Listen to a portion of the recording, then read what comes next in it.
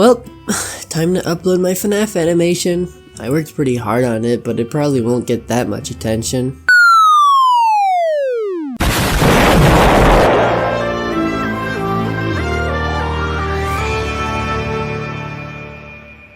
Hey, if you're all here from the animation, thank you all so much for the support. That video definitely did numbers, and I appreciate all the nice comments and overall attention that video got. I hope all of you people are active subscribers because I don't just animate or do FNAF stuff. But that said, enjoy this essay. Nintendo. Nintendo is such a funny and weird company. They're mostly known for their family-friendly mascot games like Mario, Splatoon, Animal Crossing, Pikmin, Bayonetta, you name it. They also did some anime-esque RPGs like Fire Emblem and Xenoblade. Okay, enough silliness. Nintendo has made franchises with mature themes and compelling stories, some of which are the most iconic stories in all of gaming. Today, I want to talk about the first installment in a game series that means a lot to me, and many others too. It was one of Nintendo's oldest franchises, starting out on the NES in 1986, and that series is Metroid. What, did you think I was going to talk about something else?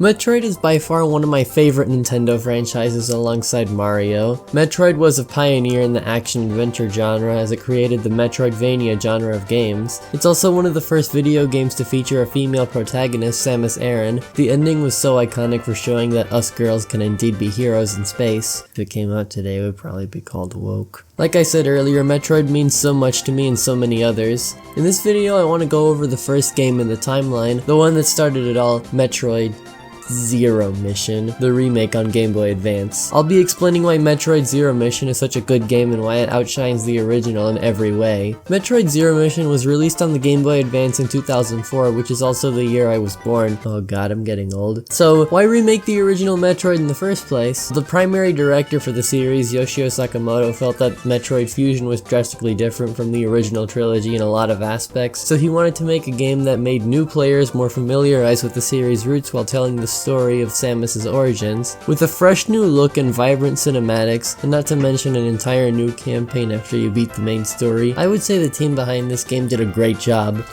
Why don't we start things off with the plot? But before we do, I just want to touch on how much I love sci-fi. I mean, Metroid is heavily inspired by the Alien movie, so Well, I guess I'm here now. I guess I can still talk about the game while I find a way out of here, right? Let's see.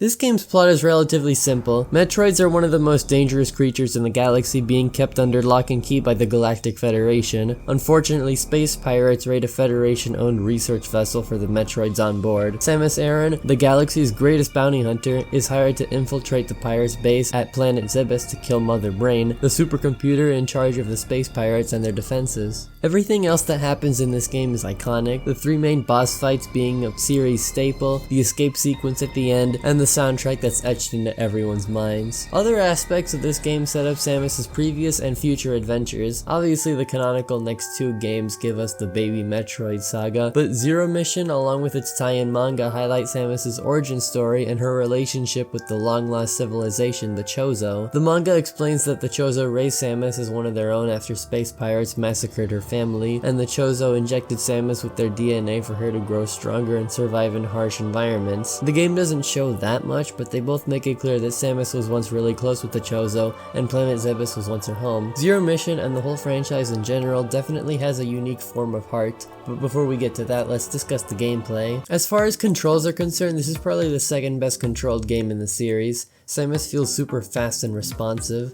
Since this is a Metroidvania, the game is expectedly pretty much spent looking for upgrades that often unlock new areas of the map. Upgrades add more to Samus's moveset, like jumping higher or grabbing ledges, and not to mention the various weapons in her arsenal. You start the game feeling like a 5-year-old, but towards the end of the game you feel like a hydrogen bomb.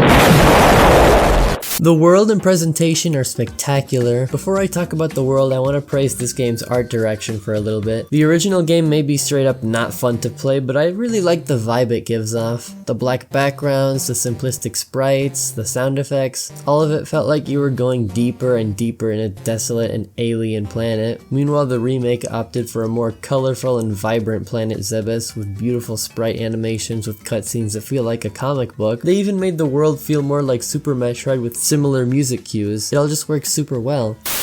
I wonder what area I should explore next. Ooh, Norfair! I bet I'll have a fun time looking for... As for the overworld, I have a few criticisms. For one, I think the game can be a little too easy sometimes. A good Metroidvania balances the exploration with subtle hints of what your next objective is, like Super Metroid or Hollow Knight. Metroid Zero Mission essentially just tells you where to go next. Certain Chozo statues place a marker on your map and you're just supposed to go there, like, okay. There goes a good chunk of exploration that would have been enjoyable. I feel like this is an overcorrection of the original game literally not telling you anything, but all this remake had to do was give us a mini-map, which it already did. Another critique I have is the bosses. While it's cool that Ridley and Kraid are more in line with their appearances from Super Metroid, that's pretty much all they are. They don't do anything unique with them, they're just watered down versions of bosses we already played. Mother Brain is still the same on the other hand. She's not nearly a hassle as she was back in 1986 though, which is good. I should know, I beat her with save states and the Mother Brain fucking toast cheat code. Now is a good time as any to talk about this game's extra campaign. After Mother Brain is defeated and you make your escape, Samus has completed her mission, so there was no real reason to continue the game after that, right? Well, there's actually an extra campaign that makes everything from the beginning of the game and the manga come full circle. Space pirates suddenly shoot down Samus' ship and now all of her upgrades are gone. Now that she's crash landed back to the surface of Zebes, Samus has no choice but to infiltrate the space pirate mothership. The gameplay here is more stealth focused than anything. All you have to defend yourself is a pistol that temporarily stuns space pirates. When you trip an alarm or are otherwise caught, you have to keep moving until you find a good hiding spot to cool down. This is like a taste of the chase sequences later on in the series with the SAX and Emmys from Fusion and Dread. Eventually, her journey takes her down to some ancient Chozo ruins. We get to see a flashback of Samus as a baby along with one of the Chozo. Even without the extensive backstory that the manga provides, Samus mentions that she grew up on this planet at the beginning of the game. After a statue grants Samus a small test, and by test I mean decent boss fight, we get to play through probably one of the most triumphant sequences I've ever played through. The reward for clearing this boss fight is the upgraded suit, which is essentially the fully powered gravity suit in games like Super Metroid. The canonical reason why we have extra abilities with this suit is that the game basically gives us these unknown items sometimes which are incompatible with our old suit. Later we find out they're the gravity suit, the plasma beam, and the space jump. When we're granted this ultimate power, we hear the item jingle, but this time it feels more grandiose. We already feel invincible when we make our escape, but it's just enhanced by the music. Take a listen.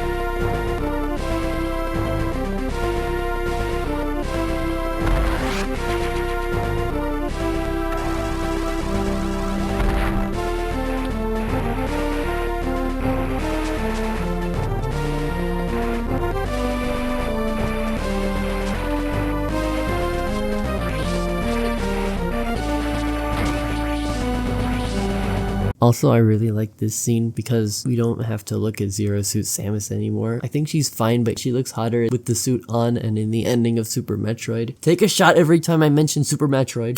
But anyways, yeah, one amazing sequence later, we get to go inside the Space Pirates mothership and fight the true final boss, Mecha Ridley. This is the best boss in the game by default because it actually requires some skill to defeat and it isn't a joke or Mother Brain. I have to say, I like how this extra campaign has us go and give a last fuck you to the Space Pirates. And in typical Metroid fashion, killing the final boss activates the last escape sequence.